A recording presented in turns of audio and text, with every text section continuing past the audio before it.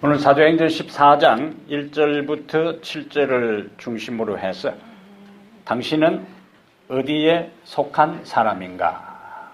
당신은 어디에 속한 사람인가? 한 번 더요. 당신은 어디에 속한 사람인가? 이런 제목으로 하나님 말씀을 함께 나누겠습니다. 작년 후반부부터 지난주까지는 조금 성경 여기저기서 우리가 말씀을 살폈고 다시 사도행전으로 돌아와서 계속 연속해서 말씀을 나누겠습니다. 예수님 당시에 유대인들은 자신들이 아브라함의 후손인 것을 굉장히 자랑스럽게 생각했어요. 그리고 자신들은 하나님께 속했다고 자부했습니다. 그러면서도 아브라함이 살았던 믿음의 삶은 살지 않았어요. 그런 유대인들을 향해서 예수님께서 아주 충격적인 말씀을 하셨는데 그것이 요한복음 8장 44절이에요. 그들이 아브라함의 후손으로서 하나님께 속한 것이 아니라 마귀의 자식으로서 마귀에게 속했다 그랬어요. 그 얼마나 그들이 충격을 받았겠어요. 자기들은 누구의 후손으로? 아브라함의 후손으로. 누구에게 속했다고 생각했는데요? 하나님께 속했다고 생각했는데 예수님은 마귀의 자식으로서 마귀에게 속했다 그랬어요.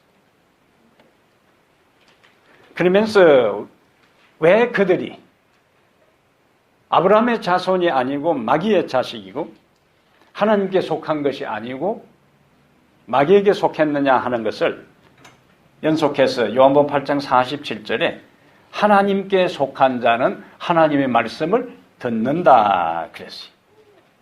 하나님께 속한 자의 특징이 뭐라고요? 하나님의 말씀을 듣는 거예요.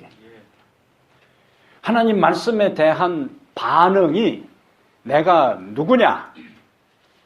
나의 상태가 어떠한 상태에 있으며 내가 누구에게 속한 사람인가 하는 것을 드러내는 정표가 되는 거예요. 기준이 뭐라고요? 하나님의 말씀을 듣느냐의 여부가 나의 소속을 결정한다. 그리고 그 소속은 나의 운명을 좌우하게 됩니다.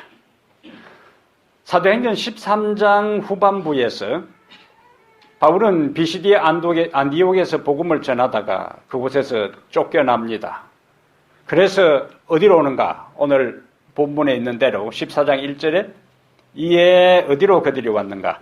이고니온으로 왔어요. 이 이고니온이라는 여기에서 이 아이콘 이야기 하잖아요. 그 사람은 무엇의 아이콘이다. 우상이다. 같이 연결되는 단어입니다. 비시디아 안디옥에서 핍박을 받은 바울과 이 바나바는 이고니온이라는 동네로 도망을 와서 그곳에서 다시 1절에 보니까 두 사도가 함께 유대인의 회당에 들어가 말하니. 그래서 이고니온 지방에 있는 회당에 가서 다시 복음을 전합니다. 그래서 오늘 본문에는 이 복음과 관련하여 세 부류의 사람들이 등장합니다. 복음과 관련하여 세 부류의 사람들이 등장하는데 오늘 말씀을 살피면서 나는 과연 어디에 속한가? 어느 부류의 사람들인가 하는 것을 좀 살펴보려고 합니다. 첫 번째 부류의 사람은 복음을 전하는 사람들입니다. 1절 보면은 이에 이고니온에서 두 사도가 함께 유대인의 회당에 들어가 말하니. 그 다음에 3절에는 두 사도가 오래 있어 주를 힘입어 담대히 말하니. 그 다음에 7절에는 거기서 복음을 전하니라. 그래서 앞에 1절에는 말하니 그 다음에 3절에도 주를 힘입어 담대히 말하니 했는데 그 담대히 말한 내용이 무엇인가 하는 것을 7절에서 복음을 전하니라. 그럼 우리가 뭘 생각해야 되겠어요? 그들이 뭘 전했다고요? 복음을 전했어요. 그럼 던진 질문은 뭐가 되겠어요? 복음이 무엇이냐? 오늘 우리가 오늘 주보에서도 잠깐 기록을 했지만은 복음에 대한 단어를 많이 사용하고 복음이라는 용어를 많이 듣지만은 막상 복음이 무엇인가에 대한 정립된 이 이해가 없을 때가 많습니다. 오늘 5가지로 요약해서 논리적으로 말씀을 드릴 테니까 확실하게 이것이 복음이구나 하는 것을 분명하게 정립을 하게 되길 바랍니다. 첫 번째 복음은 옆에 14장 15절이요. 사도행전 14장 15절에 여러분이여 어찌하여 이러한 일을 하느냐? 우리도 여러분과 같은 성정을 가진 사람이라. 여러분에게 복음을 전하는 것은, 자, 어떤 단어가 나왔어요? 복음이 나왔습니다. 복음을 전하는 것은 이런 헛된 일을 버리고 천지와 바다와 그 가운데 만물을 지으시고 살아계신 하나님께로 돌아오게 함이라. 첫 번째 복음은 천지와 만물을 지으신 하나님이 살아계신다. 그것이 복음의 첫 번째 내용입니다. 천지와 만물을 지으신 하나님이 그 다음에 살아계신다. 이것이 기독교 복음의 가장 기본적인 기초입니다. 여기서부터 출발하는. 그래서 성경의 시작도 태초에 하나님이 천지를 창조하시니라 이렇게 시작되잖아요. 두 번째 복음은 로마서 10장 15절에서 로마서 10장 15절에서 첫 번째는 천지와 만물을 지으신 하나님이 살아계신다는 것이고 두 번째는 하나님께서 살아계실 뿐만 아니라 통치하신다는 거예요. 통치하신다는 거예요. 그래서 우선 15절에서 잠깐 로마서 10장 15절에만 잠깐 보고요. 보내심을 받지 아니하였으면 어찌 전파하리요. 기록된 바 아름답도다. 좋은 소식을 전하는 자들의 발이여. 거기 좋은 소식 나오지요. 좋은 소식. 그래서 그 좋은 소식이 복음인데 그 복음은 천지를 창조하신 살아계신 하나님이 온 세상을 통치하신다. 그래서 예수님께서 마가복음 1장 14절 15절에 예수께서 갈릴리에 오셔서 하나님의 복음을 전파하여 이르시되 때가 찼고 하나님의 나라가 가까이 왔으니 회개하고 복음을 믿으라. 여기에서 하나님의 나라가 뭐냐면 하나님의 통치를 이야기하는 거예요. 하나님은 살아 계실 뿐만 아니라 뭐 하시는 분인가? 통치하시는 분. 그 다음에 세 번째는 누가복음 2장에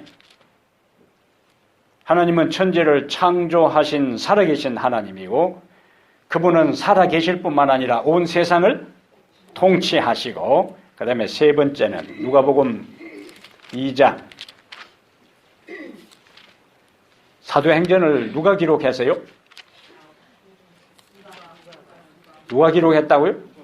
누가가 기록했는데 사도행전을 누가 기록했느냐면은 누가가 기록했는데 그 누가복음을 기록한 누가가 사도행전 2장에서 누가복음 2장에서 복음에 대한 이야기를 이렇게 기록하고 있습니다. 자, 2장 10절에 천사가 이르되 무서워하지 말라. 보라 내가 온 백성에게 미칠 큰 기쁨의 좋은 소식. 한마디로 하면 뭡니까? 복음인데 그 복음의 내용이 11절이요. 오늘 다윗의 동네에 너희를 위하여 구주가 나셨으니 곧 그리스도 주시니라. 그러면 천지를 창조하신 하나님께서 온 세상을 통치하고 계셨는데 그분이 사람이 되어서 이 세상에 오셨다. 이 복음이 세 번째 내용이에요. 그러면 네 번째가 오늘 기억절입니다. 오늘 고린도전서 15장 3절 4절 3절 4절 내가 받은 것을 먼저 너희에게 전하노니 이는 성경대로 그리스도께서 우리 죄를 위하여 죽으시고 장사 지낸 바 되셨다가 성경대로 사흘 만에 다시 살아나사. 이것이 복음의 네 번째 내용입니다. 누가복음 2장에 나오는 그 그리스도 예수가 성경대로 우리 죄를 위하여 죽으시고 장사 지낸 바 되셨다가 성경대로 사흘 만에 다시 살아나셨다. 그것이 무엇이라고요? 복음이요, 복음. 그 다음에 마지막 복음의 내용은 로마서 1장 16절. 이제 우리하고 연결됩니다. 로마서 1장 16절에 이 복음에 대한 우리의 반응과 그 결과가 로마서 1장 16절. 이것도 우리가 다 암송한 말씀이에요. 로마서 1장 16절에 내가 복음을 부끄러워하지 아니하노니 이 복음은 모든 믿는 자에게 구원을 주시는 하나님의 능력이 됨이라. 그럼 마지막 복음의 결론은 뭐냐? 천지를 창조하신 살아계신 하나님이 온 세상을 뭐 하시는데? 통치하시는데 그분이 이 세상에 메시아로 오셨고 우리 죄를 위하여 돌아가시고 장사 지낸 바 되시고 다시 부활하셨는데 그 사실을 뭐하면? 믿으면 어떻게 된다? 구원을 얻는다는 것. 이것이 뭐라고요? 복음이요, 복음. 그래서 순서대로 딱 머릿속에 5가지를 정리를 이제 하시면 되는 겁니다. 이 구원이라는 말 안에 죄의 용서도 들어있고 하나님의 자녀가 되는 특권도 들어있고 그 다음에 그 하나님의 자녀이기 때문에 영생의 특권을 축복을 누린다는 것도 들어있고 천국을 유업으로 받는다는 것도 이 구원이라는 말 안에 다 포함되어 있어요. 이처럼 복음이 중요하기 때문에 오늘 로마서 사도행전 14장에 나오는 것처럼 너무나 5가지 내용 가운데 어느 하나도 빼뜨릴 수 없는 내용이기 때문에 바울은 안디옥 지역에서 박해를 받고 이고니온 지역에 와서 또 박해를 받으면서도 포기하지 아니하고 오래 머물면서 뭘 전했어요? 복음을 전했어요. 그래서 우리가 전도하는 것은 결국 뭐 하는 겁니까? 복음을 전하는 거예요. 예수님께서 자신이 이 세상에 오신 사명을 여러 가지로 말씀을 하셨는데 그 중에 하나가 마가복음 1장 38절에 우리가 다른 가까운 마을들로 가자 거기서도 전도하리니 내가 이를 위하여 왔노라 그랬어요. 다른 마을에 뭐 하러 가자고요? 전도하러 가자. 그 다음에 내가 뭐 하기 위해서 왔다? 이를 위하여. 이가 뭡니까? 전도하기 위해서 왔다 그랬어요. 그 다음에 우리가 잘 아는 말씀 누가복음 19장 10절에 인자에 온 것은 잃어버린 자를 찾아 구원하려 하심이라. 그 다음에 예수님은 첫 번째 마가복음 1장에 뭐 하러 오셨다? 전도하러 오셨다 그랬고 그 다음에 누가복음 19장 10절에는 이런 자를 찾아 구원하러 오셨다. 그러면 결국 전도는 잃어버린 자를 찾아 구원하는 일이다 하는 결론을 우리가 얻을 수가 있습니다. 이것이 예수님의 사명이고 바로 우리의 사명이에요. 그러므로 고린도전서 1장 21절에 바울은 이 세상이 자기 지혜로 하나님을 알지 못하는 거로 하나님께서 전도에 미련한 것으로 믿는 자들을 구원하시기를 기뻐하셨도다.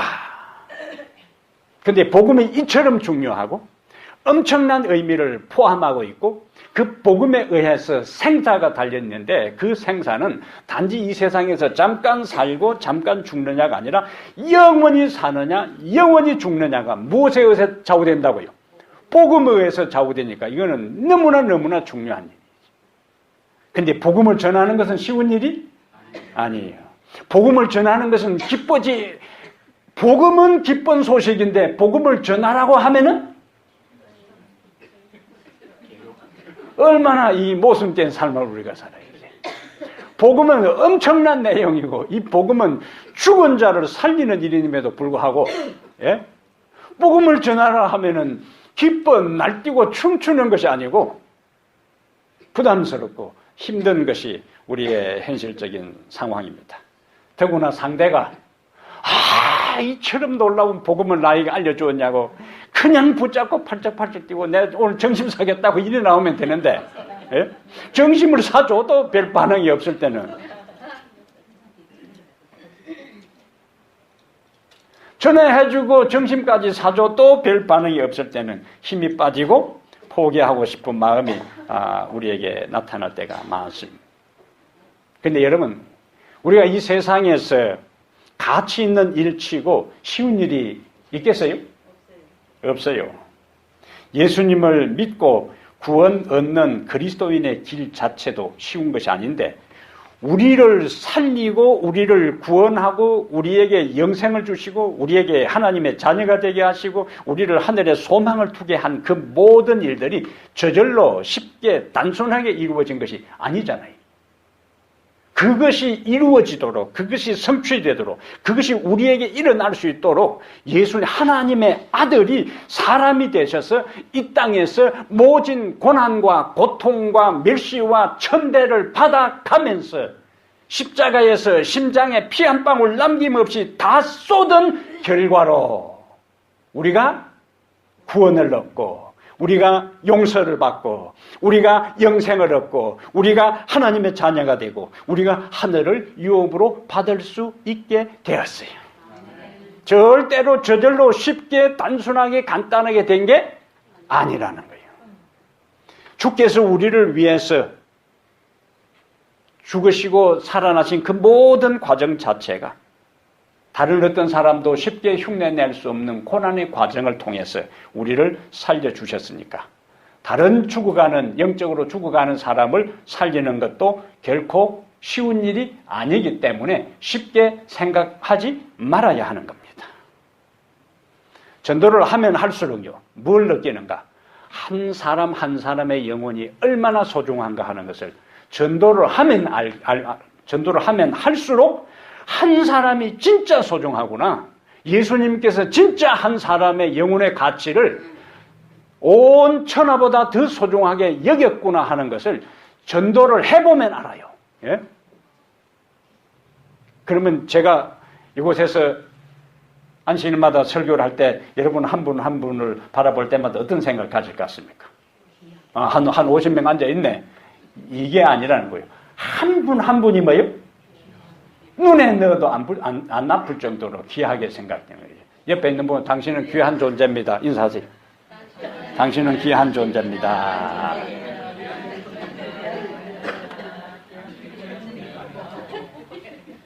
이건 진짜요, 진짜. 이건 사실이라. 이건 진리요. 예? 한 분 한 분이 얼마나 소중한지. 한 사람이 자기 발로 복음을 받아들인 다음에요. 안식일 되어서 교회 갈 시간이 나고 챙겨서 여기 앉아 있는 게 기적입니다. 예? 그래서 여러분 모두는 다 기적의 사람들이. 저절로 그래 되는 게 아닙니다. 하나님의 영에 여러분들이 반응했기 때문에. 그 여러분의 선택에 오늘도 하나님께서 축복 주시기를 바랍니다. 나온 것 이상으로 나와서 결심하고 말씀 들은 것 이상으로 하나님께서 보너스와 팁까지 많이 주셔서 돌아갈 때는 진짜 잘 나왔다. 내가 오늘 안식일 하나님 앞에 나와서 예배드리고 돌아가는 것은 진짜 잘한 것이나 하는 마음이 여러분 마음에 팍팍 일어나도록 하나님께서 도와주시길 바랍니다. 예? 이건 내 가슴에서 나오는 말이에요. 다른 것도 다 마찬가지지만 우리가 전도할 때 느끼는 것 중에 하나가 참 내가 능력이 없구나. 그냥 몇 마디 전하면은 눈이 반짝반짝반짝하죠. 아이고 그렇습니까? 아이고 그렇습니까? 그럼 내가 만사제쳐 놓고 다음 안식일부터 바로 나가겠습니다. 이렇게 되면 얼마나 좋겠어요. 그때마다 우리의 느끼는 것이 될 듯 하다가 도루묵이 될 때는 한계와 우리의 능력의 부족을 절실하게 느낍니다.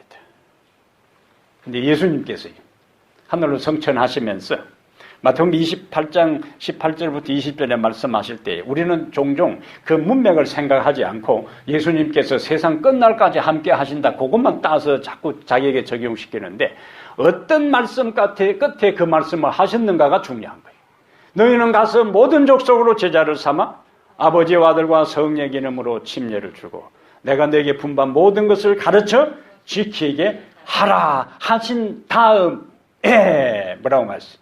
볼지어다 내가 세상 끝날까지 너희와 항상 함께 있으리라. 그럼 누구에게 함께 하시는가? 복음을 전하는 사람들에게, 전도하는 사람들에게 함께 하시겠다고 약속을 하십니다.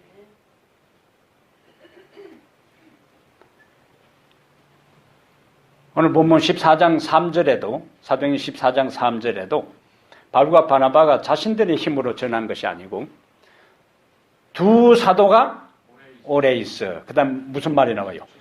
주를 힘입어 담대히 말하니. 주를 힘입어 담대히 말하니. 예수님께서도 예수님이 세상에 사실 때에 자신의 사명이 뭐라고요?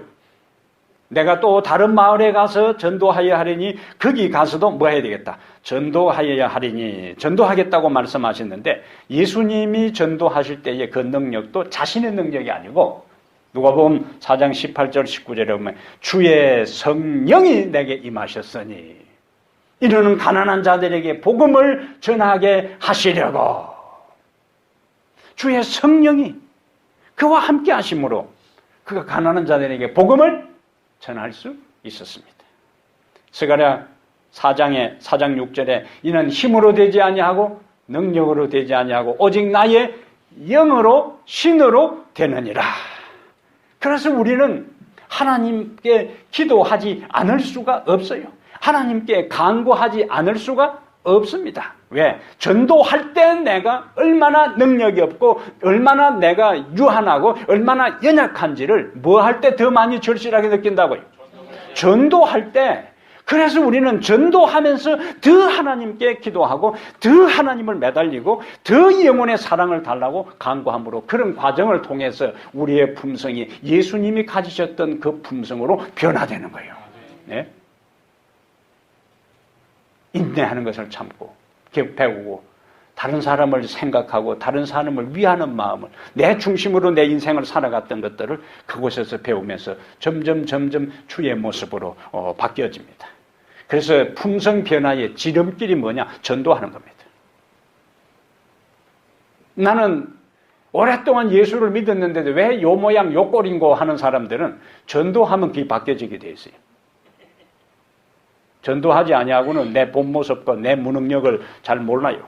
그래서 하나님은 천사 한 명만 동원시켜도 순식간에 이 세상에 있는 사람들을 다 회심시킬 수 있지만은 그것을 안 되고 부담스러워하는 우리에게 그것을 맡긴 이유, 높은 뜻이 있다는 걸 우리가 생각하고 힘들지만은 그 일에 매진하게 되기를 바랍니다. 두 번째 어떤 사람들이 있는가? 14장 1절하고 4절 1절에 이에 이고니온에서 두 사도와 함께 유대인의 회당에 들어가 말하니 유대와 헬라의 허다한 무리가 믿더라. 그 다음에 4절 그 시내의 무리가 나뉘어 유대인을 따르는 자도 있고 두 사도를 따르는 자도 있더라. 바울과 바나바는 고난과 박해 가운데서도 주를 힘입어 담대하게 복음을 전했어요. 그러니까 주님은 3절에 보면은 그들의 손으로 표적과 기사를 행하게 하여 주사 자기 은혜의 말씀을 증언하시니 초자연적인 기적이 나타나게 했어요. 이때에 두 부류의 반응, 이 사람들이 나타납니다. 1절에는 어떤 사람들이? 유대와 헬라의 허다한 무리가 믿더라. 그 다음에 4절에는 유대인을 따르는 자도 있고 두 사도를 따르는 자도 있더라. 복음의 양면성이에요. 복음은 결단을 요구하기 때문에 복음이 전파되는 곳에는 어디에서나 언제나 누구에게나 받아들이는 자가 있고 거절하는 자들이 있습니다. 이 복음의 양면성이고 복음의 결단성이에요. 누구에게나 어디에서나 언제나 두 부류의 사람들이 있다는 거예요. 받아들이는 자가 있고 거절하는 자들이 있고. 그러면 우리가 복음을 전하면은 언제나 두 부류가 있다 했으니까 어떤 사람은 받아들일 수 있고 어떤 사람은 거절할 수 있어요. 그러니까 그것이 이상한 게 아니고 복음이 전하는 현장에는 반드시 일어나는 현상이에요. 그러니까 뭐 할 필요가 없어요. 실망할 필요가 없습니다. 어떤 사람은 받아들이고 어떤 사람은 안 받아들이게 돼 있어요. 인간에게 다 의지의 자유가 있기 때문에. 제가 한국에 있을 때 한 교회에 있었는데 그 아들이 이제 신학교를 들어갔어요. 그 어머니는 독실한 불교 신자입니다. 근데 웃기는 거는 아들은 신학교에 가서 아버지 하나님을 찾는데 이 어머니는 절에 가서 아들 잘 되려고 불공을 드리는 거예요. 그게 안 맞잖아요. 그래서 제가 몇 번 찾아가서 이제 아들이 신학교에 갔으니까 절에 그만 다니시고 이제 하나님께 나와서 잘 되리라고 기도를 드려야지 아들 잘 되라고 절에 가서 불공을 드리면 어찌 되겠습니까? 대답을 안 해요. 그래서 이제 여름에 수박을 한 딩 사가지고 꼭 갔는데 밖에 계시다가 수박을 들고 저는 또 만면의 미소를 짓고 깍듯이 인사를 가는데 물을 팍 퍼부으는 거예요.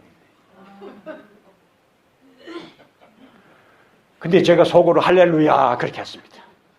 주님, 제가 그동안에 예수 믿는 것 때문에 핍박 박해를 많이 안 받았는데 오늘 내가 예수님 복음 전하다가 물바가지 물세례 받은 거 영광으로 생각됩니다. 그날은 이제 수박주도 못 오고 도로 들고 왔다가 그 다음 또 다른 날 또 찾아갔어요. 그러니까 미안해가지고 또 자기 아들 잘 되라 그러고 자기 잘 되라고 잘 아는 목사님이 찾아왔는데 물세례를 주고 난 다음에 미안한 마음이 있을 거 아닙니까? 어서 오라고 막 마루를 딱딱하면서 어서 여기 앉으라고 이제 그렇게 해요. 근데 그 전에 제가 찾아갔을 때에 물을 안 퍼부었으면은 그렇게 친절하게 안 했을 텐데 미안해가지고는 그 다음에 앉아서 말씀을 다 듣고는 내가 오늘 이제부터는 절에 안 나가고 교회 나가서 우리 아들 잘 되라고 기도하겠다고 이제. 그리고는 나와서 기도할 때도 꼭 절에 가서 불공 터리는 것처럼 이렇게 하는 거예요. 이제. 그리고 저에게 침례를 받았습니다.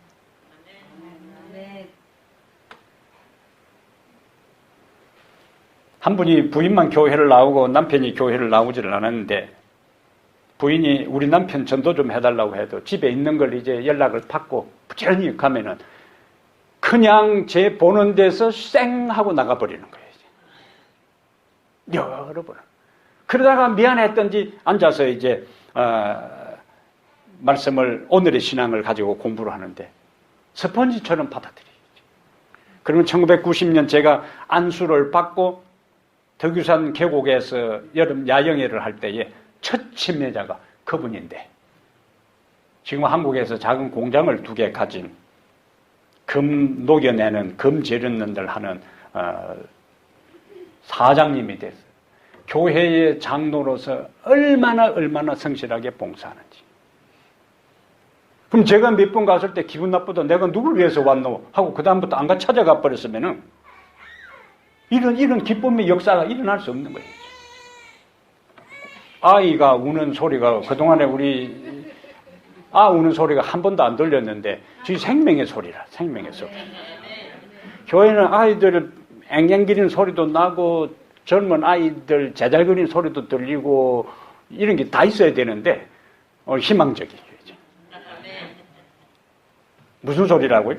생명의 소리. 생명의 소리죠. 그러므로 우리가 복음을 전할 때에 다른 사람이 바로 즉각 반응을 하지 않는 것 때문에 실망하지 말고 반복해서 전할 때에 하나님께서 더 이상 안 되겠다 하는 메시지를 주면은 다른 사람을 돌리면 됩니다. 그러면 그 사람에 대해서는 나는 하나님 앞에 내가 할 도리는 다 한 게 되는 거예요. 그러니까 전도는 손해볼 것이 하나도 없어요. 전도는 실패라는 것이 없습니다. 한계 상황이라는 말이 있어요. 한계 상황. 이거는 이 독일의 철학자인 야스퍼스라는 사람이 만든 용어인데 사람들이 살아가면서 변화시킬 수도 피할 수도 없는 극한 상황을 한계 상황이라 그래요. 한동안 철학자들은 인간의 인격성을 믿었어요. 그래서 이 정도의 인간 같으면은, 이 정도의 인간의 머리 같으면은 신의 도움 없이 이 세상을 복천년으로 만들 수 있겠다. 그렇게 인간의 미래를 낙관적으로 생각했습니다. 근데 그것이 어디에서 여지없이 붕괴되었는가? 세계 제2차 대전을 거치면서 인간의 미래에 대한 낙관성과 인간의 존엄성과 도덕성에 대한 신뢰가 깡그리 무너지고 말았어요. 2차 대전을 거치면서 이 철학자들이 느낀 것은 인간이 주어진 그 비상한 머리를 다 어디에 사용하는 거예요? 어떻게 사람들을 많이 죽일까? 그 좋은 머리를 전쟁 중에는 세계 최고의 두뇌들이 나라별로 그 모든 좋은 머리를 함께 모여서 어떻게 신무기를 만들어 얼마나 많은 사람을 죽일까? 그곳에 다 좋은 머리를 사용한 거예요. 그 이후에 철학자들 사이에 회의가 일어났습니다. 사상가들 사이에. 인간의 도덕성은 믿을 수가 없구나. 인간의 머리도 믿을 수가 없구나. 그것을 사람 살리는 데 사용되는 것이 아니라 인간을 잔인하게 죽이는 데 사용하는 걸 보니까 인간의 미래는 암담하다 그거예요. 거기에서 나온 것이 뭐냐? 인간의 한계 상황이라는 단어예요. 그래서 철학자들은 한계 상황을 5가지를 이야기해요. 첫 번째는 생로병사입니다. 불교에서 주장하는 것처럼 성경에 나오는 똑같은 거예요. 태어나서 늙고 병들어 죽는 데 있어서는 사람이 어쩔 수가 없어요. 아무리 거울 보고 꾸미고 따듬고 그 다음에 또 보톡스 맞고 해도 죽어가는 인간의 생명을 인간은 어쩔 수 없어요. 인간의 뭐라고요? 한계 상황이에요. 두 번째 인간의 한계 상황은 고독이라 그랬어요. 인간은 혼자라는 것이 두려웠어. 고독이 두려웠어. 결혼을 하는데 한 이불 밑에 같이 자면서도 고독을 느끼는 것이 인간이에요. 자식 놓고 키우면은 그렇지 않는데 자식 키우니까 제 짝 만나서 그냥 가버려요. 인간의 근원적 고독, 이 한계 상황이에요. 세 번째는 인간의 방황이라 그랬어요. 그 다음에 네 번째는 인간은 둘만 만나도 서로 다투고 네가 옳니 내가 옳니 네가 잘했니 내가 잘했니 다투는 투쟁. 네 번째 인간의 한계 상황이에요. 오늘 전 세계에 일어나는 모든 일들이 사회에 일어나는 일이에요. 정치, 사회, 정치 모든 조직에 일어나는 현상입니다. 무슨 현상이요? 서로 투쟁, 싸우고 다투는 거예요. 그 다음에 5번째는 죄악이요. 죄악. 인간은 누구나 예외 없이 죄를 짓고 살아간다. 이것을 뭐라고 불러요? 인간의 한계 상황. 그런데 오늘 복음이 뭐냐? 인간의 한계 상황, 인간을 둘러싸고 있는 모든 벽을 넘을 수 있는 것이 바로 복음이요. 복음. 차원이 달라요. 이사야 38장에 히스기야 왕이 등장합니다. 히스기야 왕이 등장하는데 하나님께서 이사야를 통해서 어떤 메시지를 전해요? 너 주변 정리하라. 죽을 준비하라는 거예요. 생사를 결정하는 하나님이 선지자를 통해서 너 뭐 하라고요? 죽을 준비하라니까 피할 길이 없어요. 죽고 사는 모든 권세가 하나님께 달려있는데 그 하나님이 선지자를 직접 보내서 너 곧 죽을 테니까 집안 정리하고 죽을 준비하라는데 인간의 한계 상황이에요. 생사를 결정하는 그분이 메시지를 전했으니까 염라대왕이 전한 것도 아니고 죽음의 사자가 온 것도 아니고 하나님이 선지자를 통해서 보냈으니까 이 히스기야에 있어서는 더 이상 희망이 없습니다. 인간의 절대적인 한계 상황, 극한 상황이에요. 그런데 이때에 히스기야가 선택한 것이 있어요. 히스기야가 벽을 향하여, 이게 중요한 단어예요. 예? 무슨 날? 벽을 향하여. 벽, 어떤 느낌이 듭니까? 벽. 내 인생에 뭐요? 막힌 거요, 막힌 거. 내 인생에 뭐요? 더 이상 희망이 없는 겁니다. 내 삶에 더 이상 빛이 없는 거요. 그래서 사방팔방 벽으로 둘러싸였다 그러잖아요. 히스기야에게 있어서는 너는 죽을 준비하라.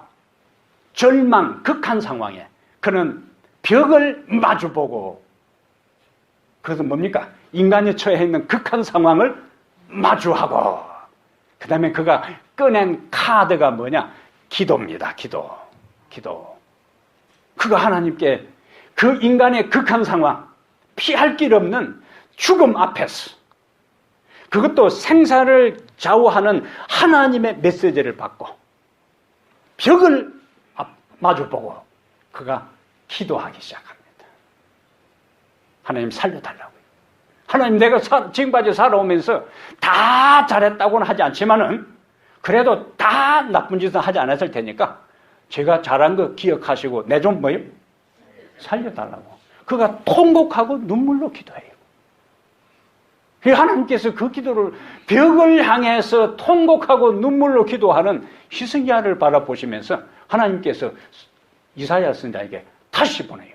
이사야는 그 메시지 전해놓고 집에 가는데 바로 또 메시지, 집에도 도착하기 전에 다시 히스기야에게 가서 기별을 전하라. 내가 내 눈물을 보았고 내 기도 소리를 들었고 내 통곡의 기도 소리를 내가 다 들었노라.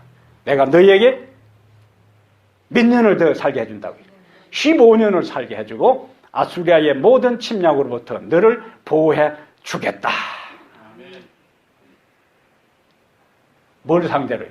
벽을 마주 보면서, 죽음의 한계 상황에서 벽을 마주 보면서 그가 하나님께 기도했을 때에 그는 그 벽을 넘을 수가 있었습니다. 사랑하는 여러분, 우리의 삶에 있어서 우리가 살아가면서 많은 인간의 한계 상황에 직면할 때에 다 틀렸다, 다 끝났다, 다 소용없다라고 절망하지 말고 그 한계 상황에 마주 앉아서 기도의 카드를 꺼내서 어떠한 절망적인 한계 상황, 극한 상황, 벽이라 할지라도 그 벽을 깨뜨릴 수 있는 하나님 앞에 기도하게 되기를 바랍니다. 예? 그럼 우리는 그 벽을 뛰어넘어서 인간의 한계 상황과 극한 상황과 절망 상황을 뛰어넘어서 그것을 돌파하고 뚫고 나가 정복하는 위대한 승리자가 될 수 있는, 그것이 바로 복음이요, 복음. 예수 없이 살아가는 인생들은 자신을 의지하고 환경을 의지하고 주변 사람을 의지하고 신뢰하고 바라보고 믿고 의지하지만은 사람의 모든 것은 한계가 있습니다. 그러나 하나님께서 우리를 돕는 면에 있어서는 한계가 없어요. 하나님에게는 한계 상황이라는 것이 없다는 거예요. 그 하나님의 무한 한계 상황이 없는 하나님과 한계 상황 속에 살아가는 인간을 연결해 주는 고리가 기도요, 믿음이요, 복음입니다. 그러므로 우리는 이 세상에 차원이 다른 삶을 살아가는, 차원이 달라요. 이런 자부심을 가지고 당당하게 인생을 살아가게 되기를 바랍니다. 어떤 장애물 앞에서, 어떤 위기와 시련 앞에서 인간의 모든 지혜와 인간의 모든 방법과 인간의 모든 경험과 인간의 모든 수단을 통하여 더 이상 해결할 수 없는 절망의 상황 가운데서도 하나님은 절망을 통하여 희망이 되게 하시고 죽음을 통하여 생명으로 나가게 하시고 벽을 뚫고 길을 내시는 하나님이, 여리고성을 무너뜨리시는 하나님이, 홍해에 길을 내시는 하나님이, 요단강을 갈라서 가나안 땅에 들어가게 하시는 하나님이 내 인생에 막힌 모든 것을 열고 내가 가고자 하는 하늘을 향해서 나아가도록 앞서 가신 그분이 우리에게 길을 열어 주실 것입니다. 왜냐하면 예수님께서 내가 곧 길이요 진리요 생명이라고 말씀하셨기 때문에 예수님만 따라가면 반드시 뭐가 있다고요? 길이 있게 돼 있어요. 왜? 그분이 뭐니까? 길이기 때문에 예수님을 놓치지 않고 예수님만 바라보고 나가면은 반드시 길이 있게 마련입니다. 그분 안에 있으면 아무리 어두워도 그분이 빛이라고 했기 때문에 이 세상이 아무리 어둡고 캄캄하고 내 인생이 아무리 절망적인 상황이라도 나는 세상의 빛이라고 말씀하신 그분 곁에서 그분 붙잡고 그분 바라보고 그분 믿으며 살아가는 사람에게는 빛이 있고 길이 열린다는 것을 확신하게 되기를 바랍니다. 마지막 세 번째, 복음을 거절하는 사람들이 있어요. 2절에 보니까 그러나 순종하지 아니하는 유대인들이 이방인들의 마음을 선동하여 형제들에게 악감을 품게 하고, 4절에는 그 시내의 무리가 나뉘어 유대인을 따르는 자도 있고 두 사도를 따르는 자도 있더라. 5절에 이방인과 유대인과 그 관리들이 두 사도를 모욕하며 돌로 치려고 달려드니, 우리가 복음을 전해도 모든 사람이 받아들이는 게 아니라는 거예요. 모두가 좋아하는 게 아니에요.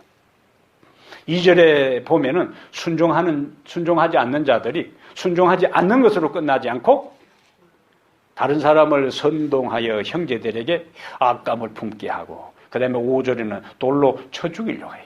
이것이 복음의 현장에서 일어나는 선악의 대쟁투입니다. 똑같은 바울과 바나바를 통해서 똑같은 장소에서 똑같은 복음을 들어도 어떤 사람은 복음을 믿고 받아들이고 그들을 따르고, 어떤 사람은 거절하고 믿지 않고 돌을 들고 쳐 죽이려고 달려드는 이와 같은 극과 극 극명한 대조를 이루는 현상이 복음의 현장입니다. 여기에서 내가 누구에게 속해 있느냐 하는 데 있어서 하나님께 속한 자는 하나님에 속한 자의 말씀을 듣는 것이고, 듣지 않는 사람은 하나님께 속하지 않은 사람이에요. 동일한 설교를 듣고도 어떤 사람은 은혜 받고 헌신의 결심을 하는데, 어떤 사람은 누가 저 이야기를 목사님한테 이야기해가지고 자기를 치고 있나 이렇게 하는 사람이 있어요. 예?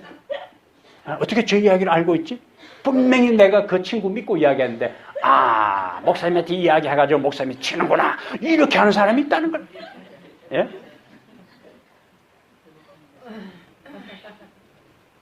내가 어떤 마음으로 듣느냐에 따라서, 이 보세요. 똑같이 바울이 듣고도 어떤 사람은 돌 들고 이놈 죽여라 하고 달라드는 사람이 있고, 감동을 받고 은혜를 받고 하나님 은혜 때문에 감사하고 할렐루야 찬양을 부르는 사람이 있고, 오늘 여러분들에게 있어서는 하나님께 속한 사람으로서 하나님의 진리를 듣고 그것이 여러분에게 생명이 되고 여러분에게 은혜가 되고 여러분에게 능력이 되고 여러분의 삶을 지탱해주는 놀라운 에너지, 파워로 나타나게 되기를 바랍니다.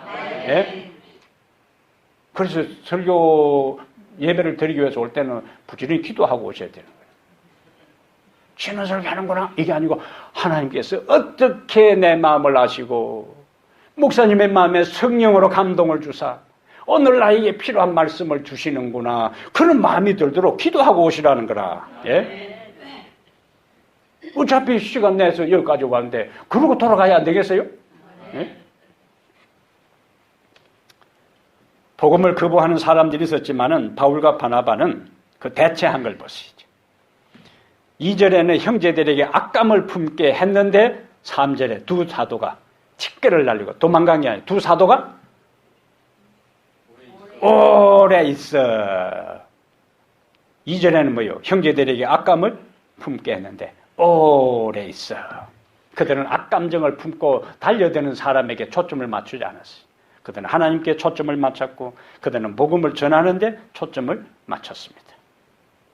바울 같은 능력 있는 사람이 복음을 전해도 안 듣는 사람은 안 들어요. 예수님께서 40일 동안 기도를 세게 하고 40일 동안 금식하면서 광야에서 세게 기도를 하고 들어와서 나사렛에 와서 나사렛 회당에서 설교를 했어요.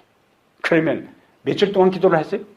40일 동안 기도를 엄청나게 세게 하고 성령 충만하게 해서 나사렛 회당에 와서 설교를 했는데, 나사렛 회당에 있는 사람들이 모두가 회심한 게 아니에요. 듣다가 이놈 무슨 이야기 하는 거야 하고 예수님께서 여기서 설교하는데 멱살을 잡고 끌어내가지고 나사렛 동네가 형성된 그 언덕바지에 밀쳐 떨어뜨려 죽이려고 했어요. 며칠 동안 기도했니? 40일 동안. 그것도 금식기도 40일 금식기도 광야에서 그렇게 세게 기도하고 왔는데도 나사렛 동네 회당에 참석한 사람들이 다 회심한 게 아니라는 거예요. 그러므로 바울이 전해도 예수님이 전해도 하나님이 직접 나타나서 말씀을 전해도 모두가 다 받아들이는 것이 아니기 때문에 우리가 복음을 전하고 우리가 호소하고 우리가 진리 안으로 인도하기 위해서 애를 쓰는 것에 대해 그들이 다 반응하지 않는 것 때문에 실망하지 말기 바랍니다. 네? 우리 할 도리만 돼요. 우리 할 때 하나님께서 우리를 평가하는 것은 네 전도 몇 명 했노? 그걸 가지고 너 많이 했구나, 적게 했구나, 교회 나왔구나, 그걸 가지고 평가하는 것이 아니라 어떤 동기와 어떤 영혼에 대한 사랑으로 우리가 말씀을 전했느냐를 가지고 우리를 평가할 것이기 때문에 결과는 하나님께서 하실 일이고 우리는 부지런히 쉽지 않지만은 전하면은 우리의 역할은 다 하는 것입니다. 최근에 영국 산업혁명에 대한 역사를 읽다가 이전에 제가 중고등학교 시절에 그동안에 책을 읽으면서 보지 못했던 새로운 사실을 하나 발견을 했는데 16세기에는 프랑스가 유럽의 최강국이었습니다. 가장 강대한 나라가 프랑스였고 영국은 잽도 안 됐어요. 그러다가 프랑스가 주도했던 유럽 역사, 세계 역사가 영국으로 완전히 그 주도권이 넘어가게 되는데 여기에 중요한 역사적 사실이 있습니다. 어떻게 프랑스가 16세기까지 유럽을 주도했다가 그 이후부터 영국이 역사를 주도하게 되고 결국에 해가 지지 않는 나라라는까지 별명을 얻게 되었는가?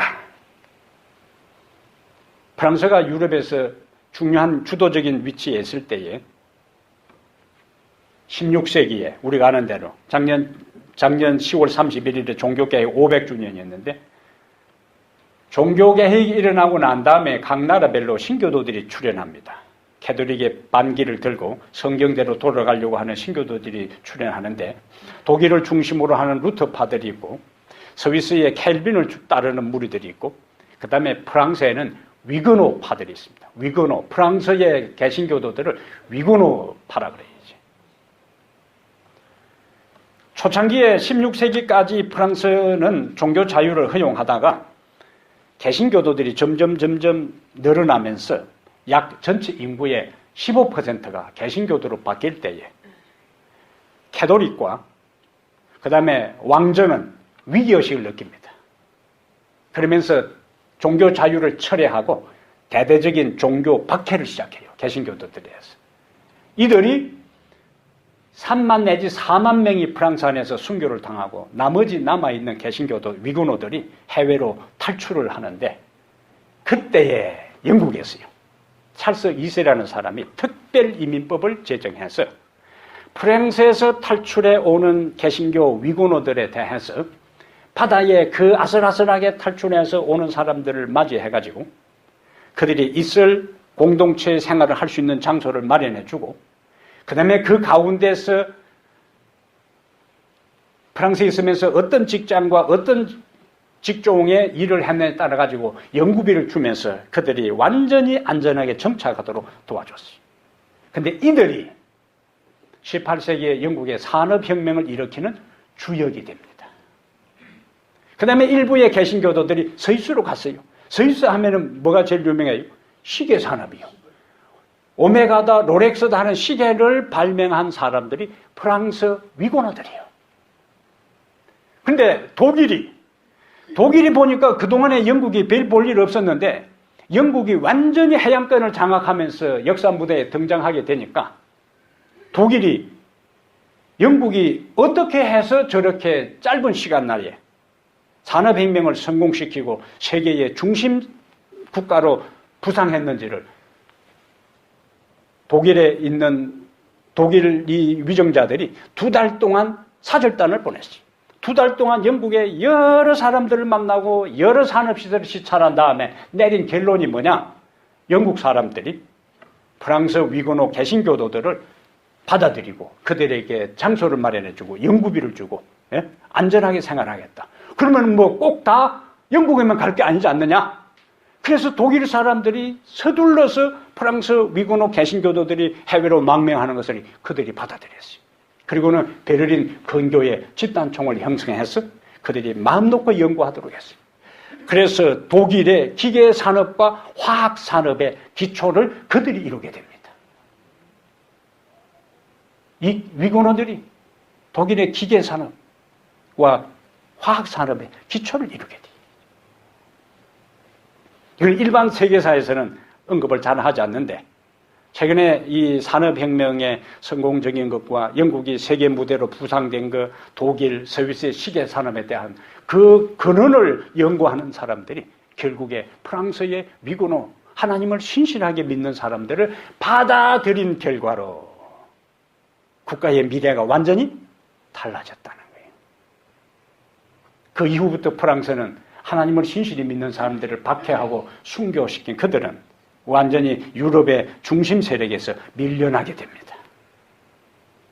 하나님의 진리를 받아들일 때에 한 개인의 운명뿐만 아니라 어디에도 영향을 미쳐요? 한 국가의 운명까지 영향을 미치는 것을 볼 수가 있습니다. 사랑하는 여러분, 여러분은 어느 부류에 속하기를 원하십니까? 복음을 전하는 사람들이 있고 전한 복음을 듣는 사람들이 있고 들은 복음을 거부하는 사람들이 있습니다. 복음을 전하는 사람의 부류에 속하게 되기를 바랍니다. 복음을 듣고 반응하고 순종하는 무리에 속하게 되기를 바랍니다. 그것이 사는 길이에요. 우리가 살고 우리 가정이 살고 이 나라가 사는 길입니다. 하나님께 속한 사람은 하나님의 말씀을 듣습니다. 하나님께 속하지 않는 사람은 하나님의 말씀에 귀 기울이지 않고 거부하고 불순종의 길로 나갑니다. 이 세상에는 두 부류밖에 없어요. 하나님께 속하여 말씀을 듣고 순종하고 구원의 길로 가든지 하나님의 말씀을 거절하고 멸망의 길로 가든지 오늘 이왕 우리가 예수 믿고 산다면 하나님의 말씀을 듣고 하나님께 속하여 순종함으로 영원한 축복 생명의 자리에 이르게 되기를 바랍니다. 당신은 어디에 속한 사람인가? 주님, 저는 말씀을 전하는 부류에 속하기를 원합니다. 당신은 어느 부류에 속하는 사람인가? 주님, 저는 말씀에 귀담아 듣고 순종하게 되기를 원합니다. 이것이 여러분의 고백이요, 여러분의 결심이요, 여러분의 간정이 되기를 주의 이름으로 축복합니다. 하늘의 우리 하나님, 우리에게 말씀해 주시니 감사합니다. 하나님께 속한 사람으로서 주의 말씀을 경청하게 하시고 그 말씀을 믿게 하시고 그 말씀을 순종하게 하시며 그 말씀을 따라 살아가 하나님 앞에 부끄럼 없이 설 수 있도록 도와주시옵소서. 우리가 복음을 전할 때에 모든 사람이 다 받아들이는 것이 아님을 우리가 인정하고 들어가 반응하지 아니하고 거절하는 자들로 인하여 실망하지 않게 하시며 우리에게 주어진 역량을 다하여 최선을 다해 주의 성령 의지하여 부지런히 증거하는 그러한 믿음의 삶을 살아 우리의 모든 이기적인 내 자신이 주의 모습으로 변화되는 축복의 자리에 이르게 해 주시옵소서. 날씨가 여러 변동으로 인하여 감기 환자들이 많고 이런저런 질병으로 인하여 힘들어하는 사람들이 많이 있습니다. 치유의 능력의 하나님께서 그들 각 아픈 부위를 타치하셔서 회복하게 하심으로 하나님 앞에 우리 모두가 함께 나와 주님을 마음껏 찬양하며 성도의 교제를 나누고 하늘의 소망을 두고 살아가는 은혜를 우리 모두가 경험하게 하옵소서. 이런저런 삶의 문제로 인하여 마음이 답답하고 또 괴로운 분들 우리 하나님의 말씀을 통하여 그 영혼이 그 마음이 쉼을 얻게 하시고 마음의 답답한 것이 다 해소되고 하나님 안에서 평안과 위로와 은혜를 경험하게 하옵소서. 이 모든 말씀 우리 주 예수 그리스도 이름으로 간절히 기도합니다. 아멘.